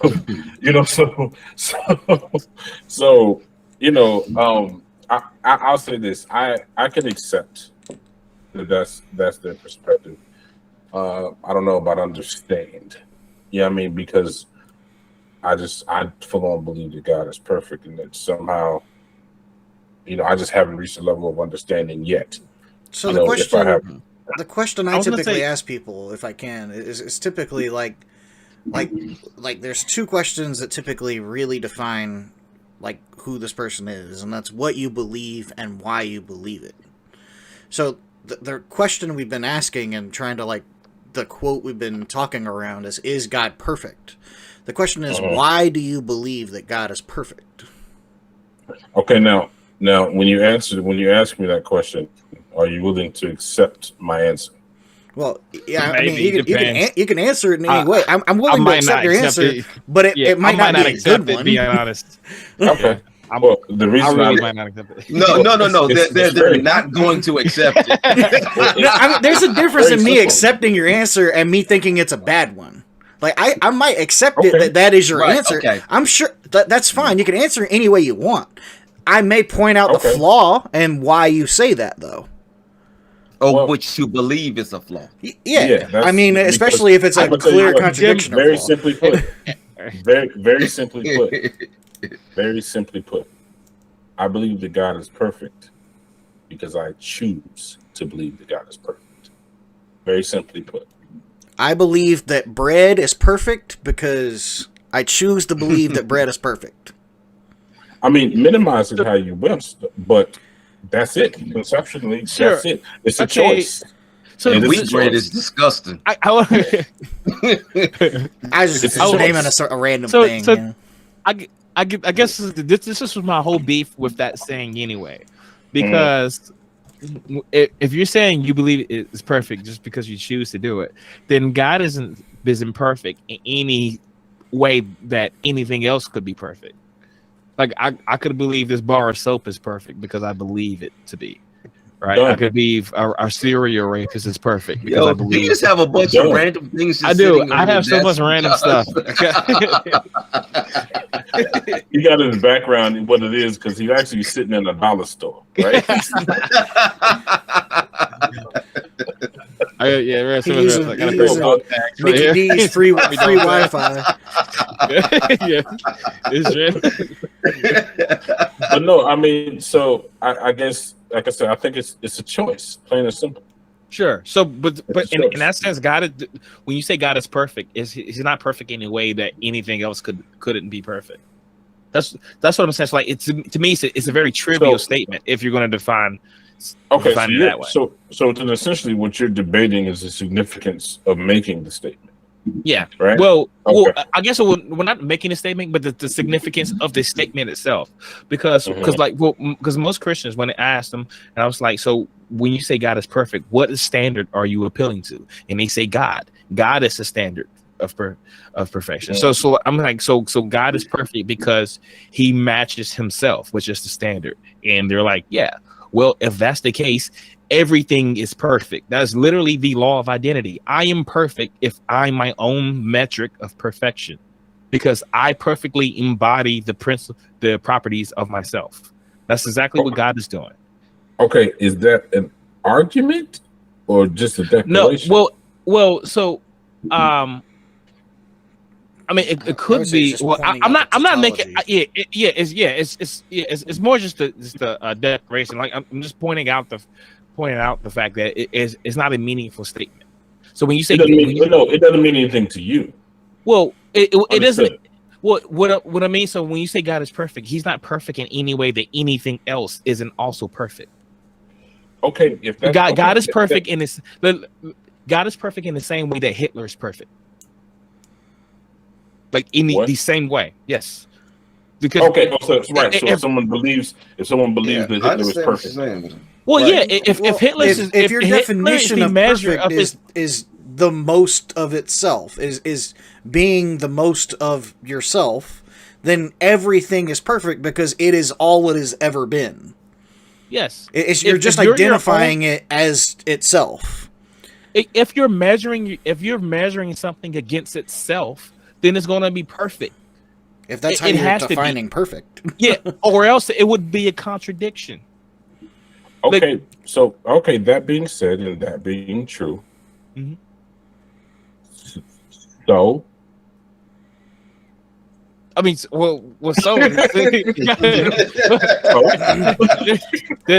then God's perfection is meaningless. It doesn't mean anything. It is meaningless to someone that God means nothing to. 100%. Well, no, but it's meaningless in the sense is that it's meaningless as that a logic statement. applies. Yeah. Yes, you're just stating the law of identity. Yeah, That's all you're doing. But there's that's nothing profound about it. To you. I understand that. But it wouldn't. It couldn't be to you either. Why couldn't it be? Because it's so. How about? But when I say that, God means more to me than that bar of soap. Sure. Yeah. but he's no more God because of it. Yeah. Well, he's not God at all, as far as you're concerned. So there is no more or less God. Okay, right? So from your perspective, he cannot have significance because he does not have existence. It's cool. I understand the significance of something has nothing to do with its perfection. Well, yeah, I mean, right? Even if we grant you his existence, it doesn't change that statement. Like, that's the whole point. It doesn't change. Hold on. But if you're saying that he can be perfect just as this bar of soap is perfect, let's go back to the first part, which he can be perfect. Well, that's what the whole problem is. You're defining perfection as, like, God is the most God. And if you're saying that a thing is the most thing and that's what makes it perfect, then Triboulet is the most Triboulet because he is himself. And I would be imperfect if comparing to Triboulet because I'm not him. So what's the definition of perfect? I'm sorry? Yeah, that's the point. When you say God is perfect, but you give no measurable standard, you're not saying anything. If you were going to use with everything else other than God, we use external standards. So if we were talking about if we were saying like this NASA ID badge is another really random thing I have on my desk, right? So if we were to say this is the perfect weight, you want to know what weight is that. And I say, oh, it's so many ounces, and then you could measure it, and then if that thing equals that amount of ounces, then it's the perfect weight. What's an ounce? Well, I mean, it's a measure. Okay, determined by who? By what? Well, technically, it came off the kilogram in the French, but yeah. So before it was that, it was what? What was it? Yeah, I mean, I'm not really understanding. I'm going to assume the gram and then the kilogram, they were all standard measures, and then before I think what he's getting to is like why put any sort of value in an ounce or. What I'm saying is, if you're saying that it has to be compared to an external resource or external source, what makes that external source valid? What makes it measurable? You know what I mean? You're asking what makes it have value. Mm-hmm. Yeah, so that's where when you actually talked about this earlier when you were describing your wife. You said she was perfect for you, right? Well, you have certain aspects or features or attributes or desires that you would expect to see or hope for in a perfect wife, right? So if I say, like, for me, the perfect pet has 4 legs and has like fur and is very cuddly and playful and lots of energy and doesn't, make lots of messes, and you were like, sweet, I got the perfect pet for you, and you give me a lizard, I'd be like, oh, well, this doesn't really meet that criteria. Like, because I have this idea of what a perfect pet is. I want it to be furry, and I want it to be playful and energetic and cuddly. And a lizard doesn't meet those things, right? So I give this a standard of what my expectations are, and then when something fails to meet that, I would say it's not close to what I would say is a perfect pet. Now with God, you just say he is God, and like that is his own standard. But without anything to compare it to, all you're doing is saying God is God. But everything is everything else. It's just identifying. Understand this, and TJ, of course, could probably attest to this to some degree. When you say having a standard, I had an idea of a perfect woman. My idea of a perfect woman was short enough for me to hug and have her head rest in my chest. Dark skin, like tape deck black, right? And hair down her back. My wife is brown skinned, 5'10", with a brush cut. She's complete opposite. She's perfect for me. You understand what I'm saying? So and that's what I'm saying. Like, I had an idea, but she 100% superseded, completely blew that out of the water. Right, Completely. but now you still say your wife is perfect for you. By what 100%. means are you saying she's perfect? Because she makes me something better than I Right, would so ever there's have a been. standard or an that's your objection. external standard. Yeah, so there's something that So- you're doing to compare a perfection. So someone who is less of that would be less perfect. That is meaningful. What you just described is meaningful. So Okay, so why couldn't God be seen in the same he's not way? because if you said that she was perfect no matter what she did, if she was a murderer and she was stealing and lying and all that kind of stuff, she was perfect, then it has no meaning, because she could be whatever. It could be she had. anything or saying- do anything. I'm not saying she's without flaw. No, I'm not saying you're saying that, but what I'm saying But is you're what you just you're essentially- described. You are essentially saying, because this is why you all go to the extremes, right? You got to talk about murder, and you got to talk about rape, and you got all of these things that God lets ugly people exist. I don't particularly agree with that, right? But but it just is what it is. Sorry. It just is what it is. You know what I'm saying? But what I'm saying is, why can't I see God in the exact same light?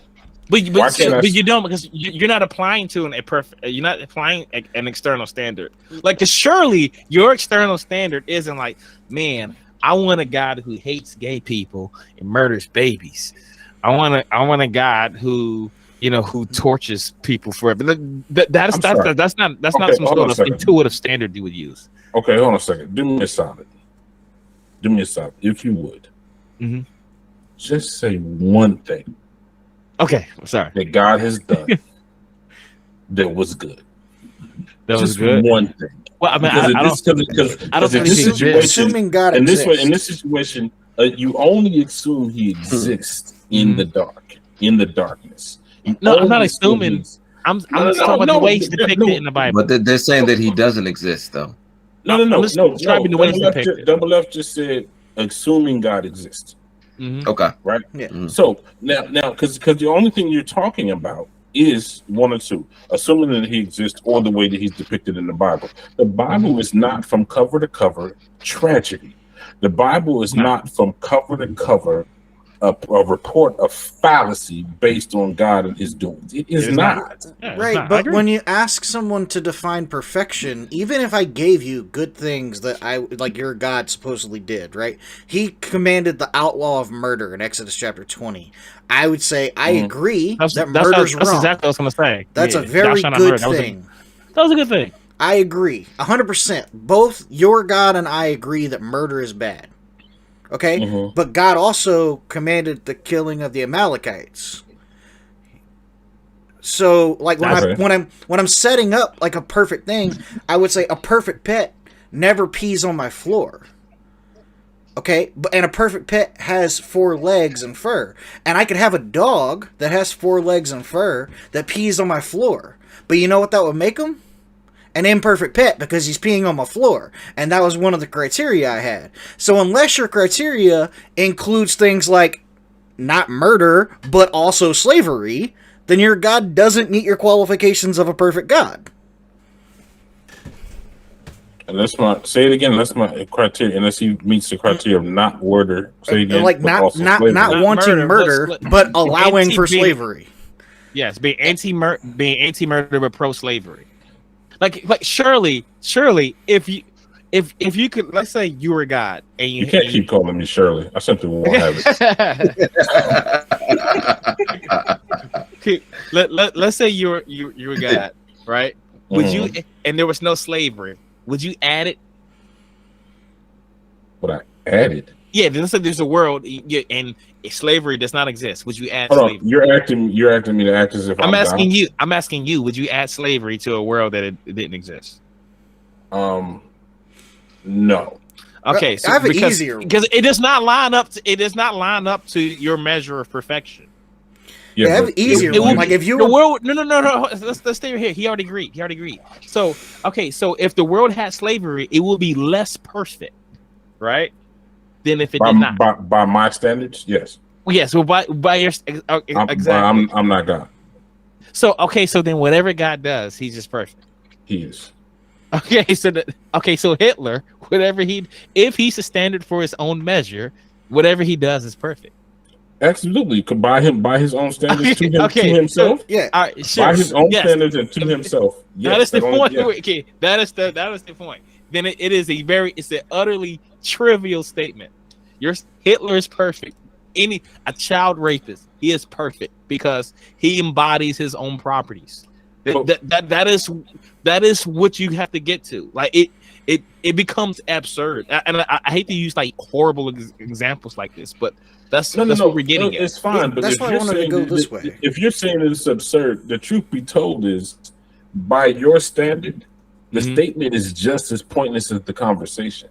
No, because so like my standard. So here, I can guarantee you. Point? Okay, I can guarantee you. What are we talking about? What are we learning? No, is that the point? So no, here's the thing. No, I can guarantee you. So like, if you had the guy of the Bible in his world and you had my world, I guarantee you prefer to live in mine. Guarantee you. No, you're not God. But if I had my own, you would pick mine. Yeah, because mine wouldn't include slavery, which you already said you would be opposed to. So this is why I wanted to go here earlier. Let's say you took out a note. But you can't say that I would pick yours just because yours would include slavery, because I believe that God is imperfect because slavery existed? No. Okay, so like this is where I was going to go earlier. This is why I wanted to go here a few minutes ago. You should have let me, because I promise it would have worked. But if you took out a notebook and at the top of it you wrote the word God, and underneath it you wrote attributes you would anticipate to find under that God, and then I compared it with attributes and things that the God of the Bible have done, do you think that your notebook of attributes you'd anticipate from a perfect God and attributes that come from the God of the Bible that you believe in would match up?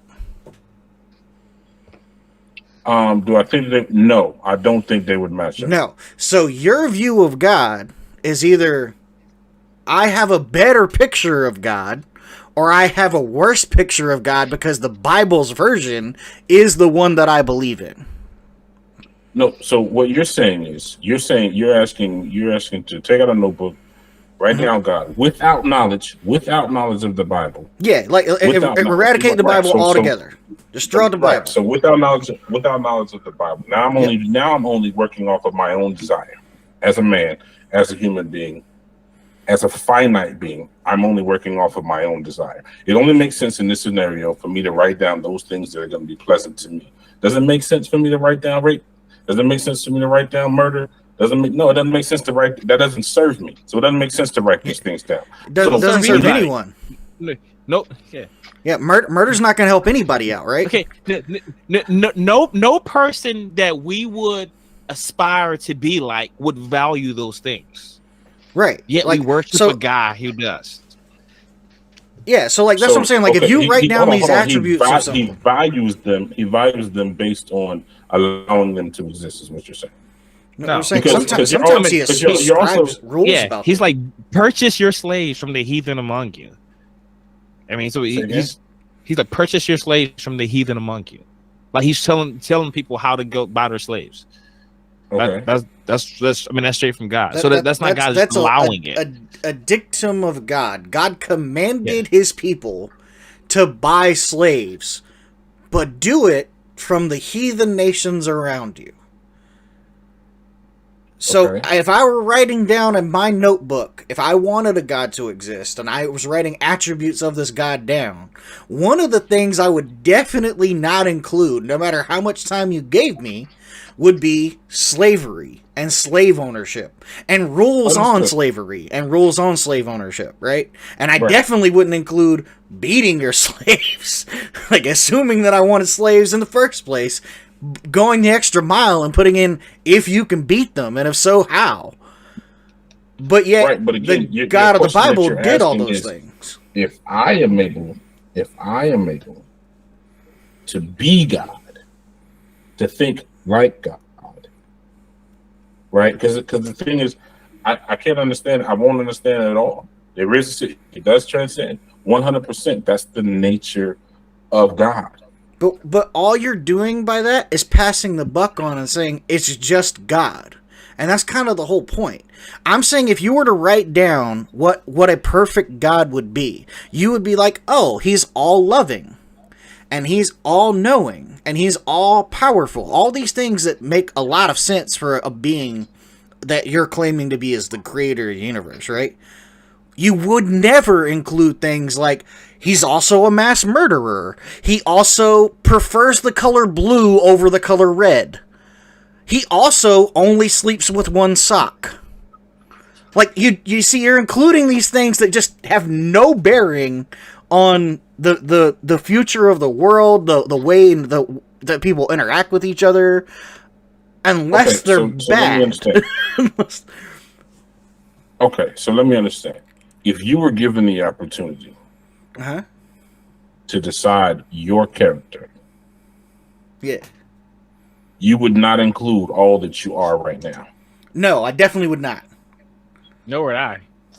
I would just definitely improve. Yeah, I can absolutely make not. There's definitely character Okay. improvement. I wish I was in better shape. So, I wish I was in better mental shape. I wish I was like not depressed. I wish I was like there are many character traits that I would just trade in a heartbeat. Absolutely. Wish I had hair. Both of us are bald. You could reflect the sun off my face. Oh boy. So I used to be a whore. So right, but Used to. So you didn't learn from any of that. You didn't learn from any of that. There was no good whatsoever that came from any of that. You didn't learn from any of that. There was no positivity in that. I cannot fathom a good in being You could bald. not pass down to your son. You cannot pass down to your son any lesson, anything that Male you learned pattern baldness. It's unfortunate. Well, I don't know.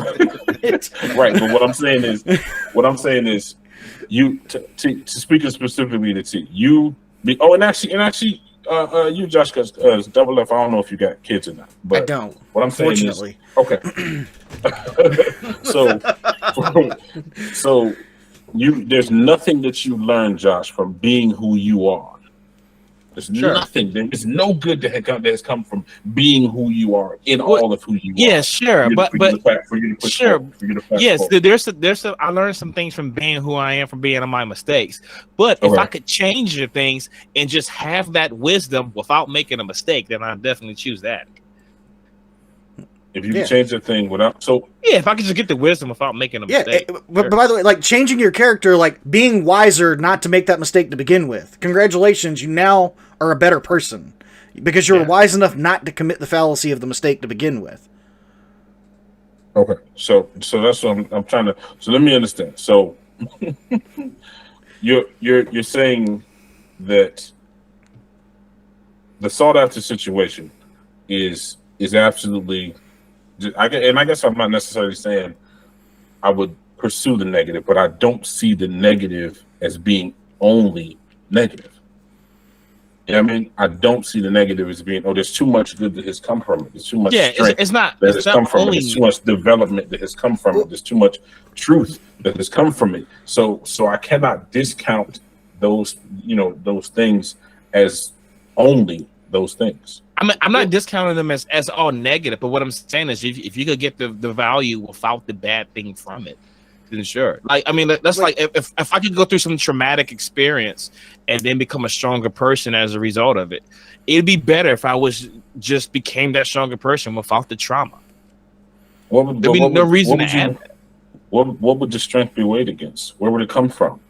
You just put it other in there. I think you were resources. I think you were asking, like, is there something that we would do to like improve ourselves? I'm like, for instance, I'm saying having more motivation would be better than me getting in a car accident that motivated me to live a healthier life.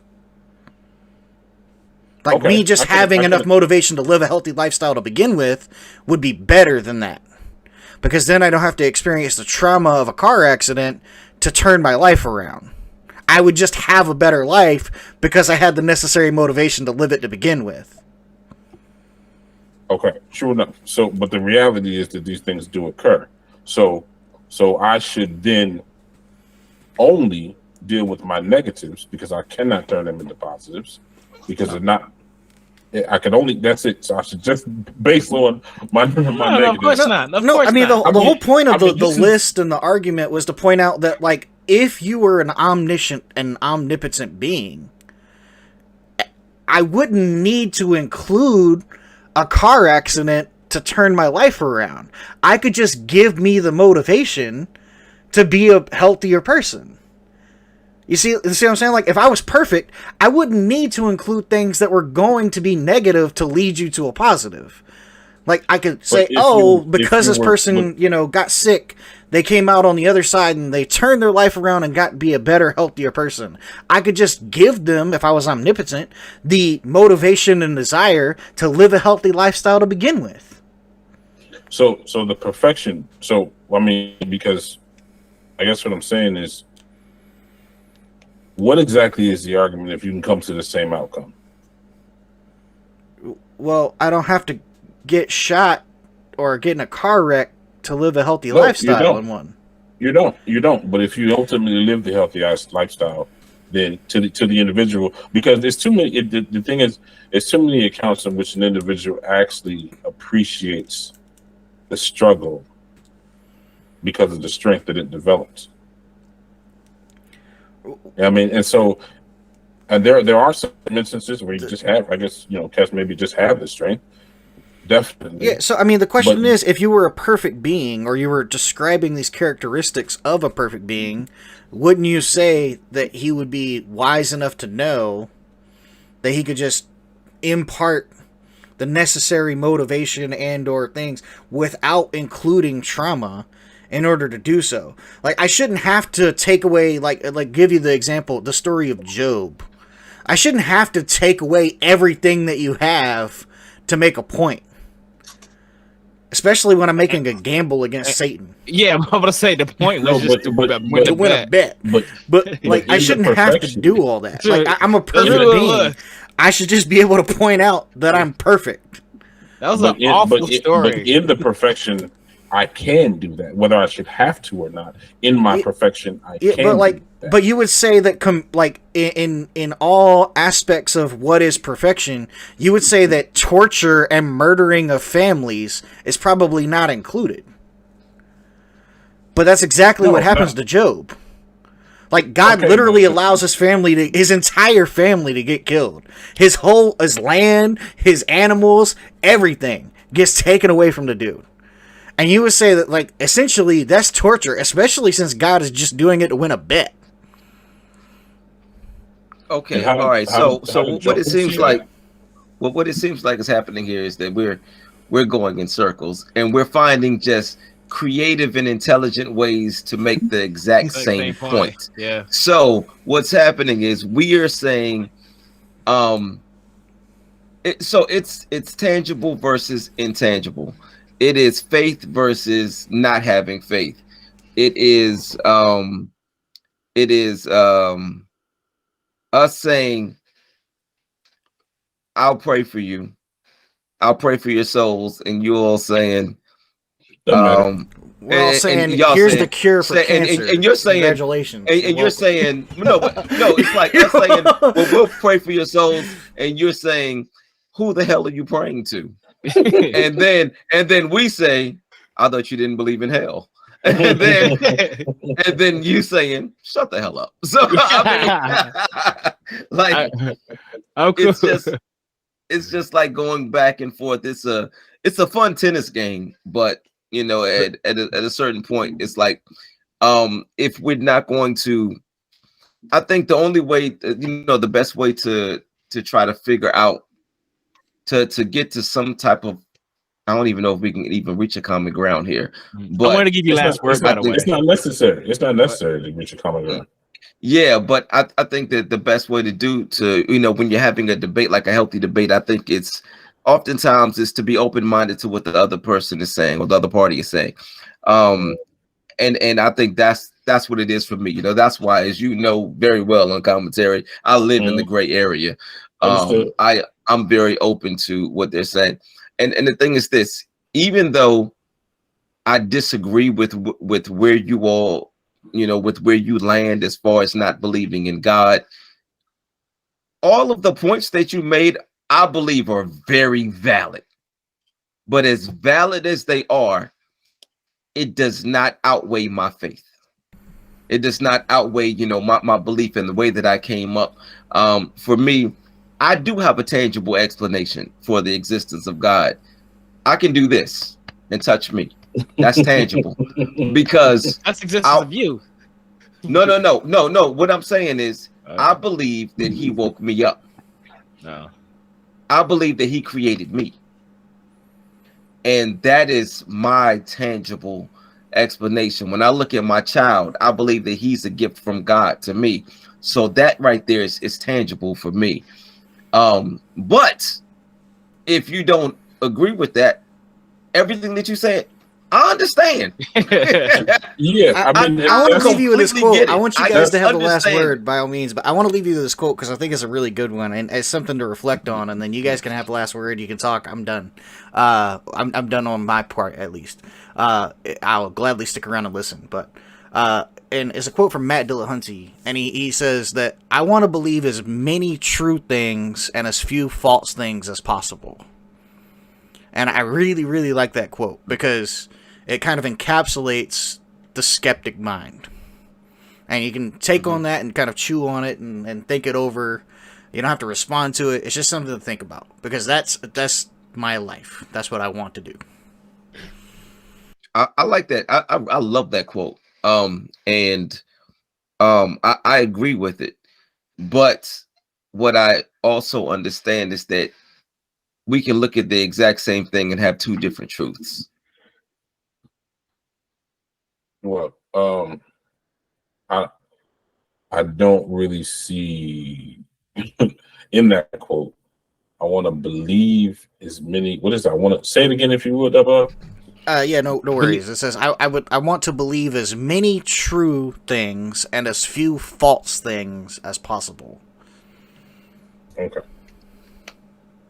Yeah. So, I mean, it seemed to me that believe, truth is truth, right? So, I don't know. I guess it is definitely something to chew on because, you want to believe as many true things and, basically it seems to me more like knowledge. I want to know as much as I can. I want to have as many answers as I can possibly gather. Yeah, I mean, I think it's bifold. It's I want to believe things that are true, and I don't want to believe things that are false. And if I cannot determine them, I should not make a belief upon them. I shouldn't make a belief stance on them. That's it. That was all. Yeah. Okay. I think that quote holds true for all four of us. We just have different truths. I think we just have different truths, but it holds true for all of us. You see that face? I don't know if you're watching. Did you see his face? Who? My face? Or? No. No, Triboulet. Yeah. I saw his face. You saw his face? I saw his face. All right. Yeah, just making sure you saw it. Like he wants to go into it so bad he don't know what to do because we promised you last word. I just wanted to let you know his face. If you watched it, go back and watch that second. We're gonna have y'all back. I don't have faith in what his face was saying. I can tell you shouldn't. You shouldn't have faith in that face because I'm telling you, I know where it was at. Well, I think it was pretty dope. It definitely, and I ain't gonna front, it definitely makes me want to, read, more, dig more. But for me, more along the lines of affirmation and confirmation. You know what I mean? Because you can believe whatever you want to believe. It's not my job to convert or to influence. Even as far as I'm concerned, I believe in God, and that's how I'm going to live under that particular umbrella. But I think it's dope to talk about it. I think it's dope to get into it and chop it up. And the dopest thing about it is to have contrast without conflict. To me, that's the definition of respecting one another. You know what I mean? Yeah, absolutely. So I appreciate that. It was a dope show. That's what's up. And maybe next time we can see Double F because I would like to have been able to read his face a couple times. You said earlier you didn't like ugly people, so I didn't want to down to move. My bad. Because you know the saying, God don't like ugly. Oh yeah, maybe that was the issue the whole time. Well, I apologize to all of the ugly people. Hey, and hold on. Before we go, I would like to also point out, God don't like ugly is not in the Bible. That is something that humans made up. Okay, and I think it's stupid. I don't know. I think there's a verse in the God Bible does somewhere. like ugly. It says that like he doesn't like the deformed. Does it? Yeah. I don't know. Yeah, I can point that out to you guys. I forget where it is. I have to look up the exact passage, but I could totally bring it up for you.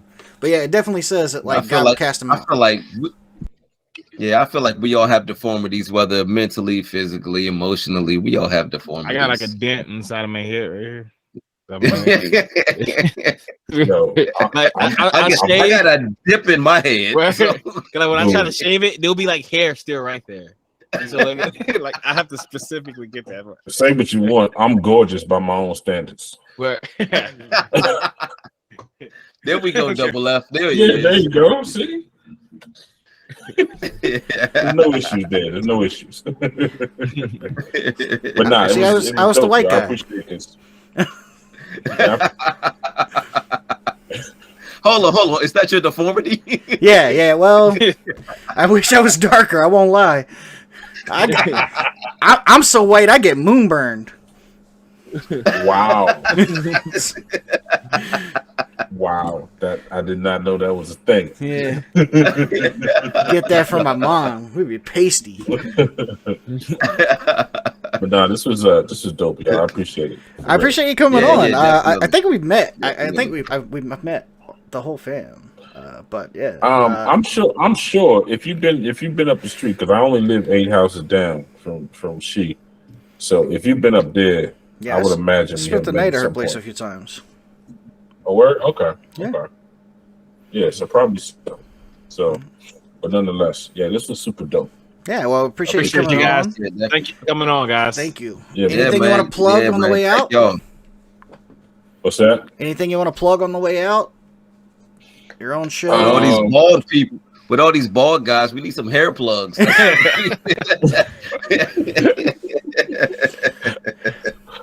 Nah, well, I mean, we already talked about quotes and mirrors from the beginning, right? Yeah. Right? Yep. We already talked about quotes and mirrors. Other than that, we can plug all the Relic Media for real. Yeah. Now, I'm always going to take an opportunity to plug my wife, Brown Baby 321 Publishing, where she has published 3 children's books concerning my son and him having Down syndrome. So feel free to go out to that website, brownbaby321.com, and check those out. She is I'll add it to the description. Yeah. What's it called, baby? Brown Baby 321.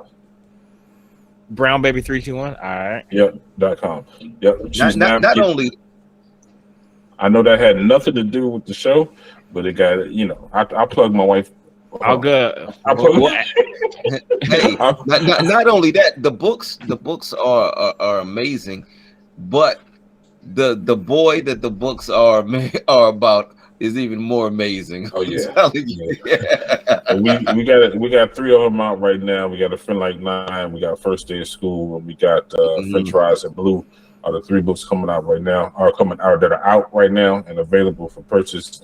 We got a coloring book coming, and the 4th book is also coming by the end of this year. So I take every opportunity to plug what she's doing. Brown Baby 321 is super dope. She's an amazing advocate for my son, and we love her for it. So yeah, that's all I got right away. Yeah, awesome. Yeah. Fair enough. Well, we'll include the link and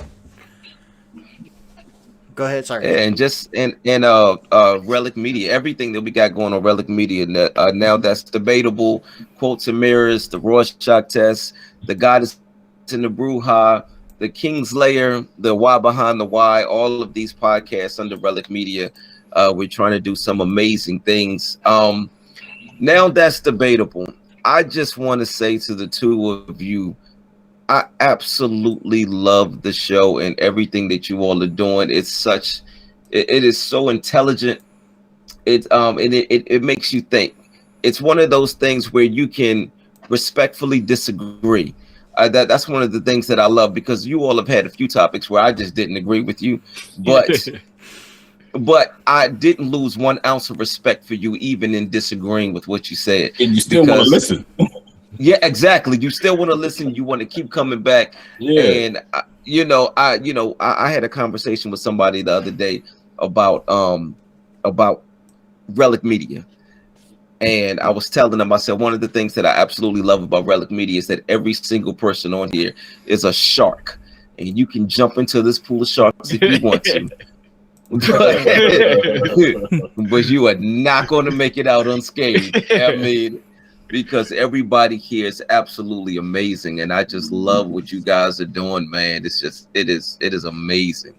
It is amazing. I love it. I don't judge you for not believing in God. I promise. Yes. I don't know. I've heard the term Only righteous. God can judge me. I've heard the term righteous indignation before. Only God can judge me, so no Only one God. can. So no one can. All right, I got you. All right, well, y'all gotta sign off. Y'all normally do. Or what's happening? Nah, we just let you guys have last word, and that's it. Tell people what's happening next week sometime. Oh, okay. Oh, okay. If we got the last word, God bless. There you go. Yeah. That's the end, guys. We'll see you next week.